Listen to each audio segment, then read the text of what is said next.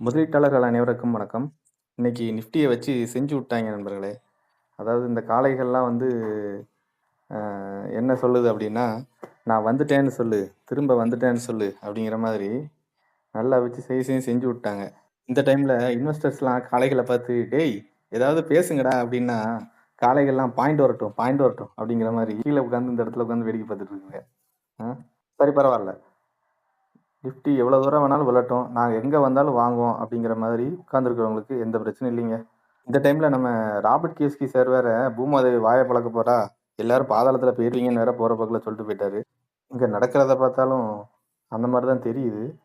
அவர் வாட்டுக்கு கோல்டு வாங்கிக்கோங்க, பிட்காயின் வாங்கிக்கோங்க, சில்வர் வாங்கி கையில் வச்சுக்கோங்க அப்படின்னு சொல்லிட்டு போயிட்டாரு. சரி பரவாயில்ல, நம்ம என்னதான் நடக்குங்கிறத பொறுத்து இருந்து பார்ப்போம். இன்றைக்கி நம்மளோட வேல்யூ பிக் பார்த்தீங்க அப்படின்னா ஜைடஸ் லைஃப் சயின்ஸ். இவங்க வந்து ஃபார்மா துறையில் இருக்கிறாங்க.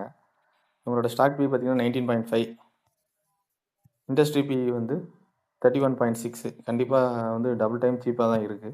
பி ரேஷியோ வந்து 23, 5 இயர்ஸில், 3 இயர்ஸில் 22, 10 இயர்ஸில் 22, மேக்ஸிமம் 22 தான். ஸோ நமக்கு இன்னைக்கு டேட்டில் கண்டிப்பாக வந்து இது ஒரு வேல்யூ பிக்காக இருக்கும்.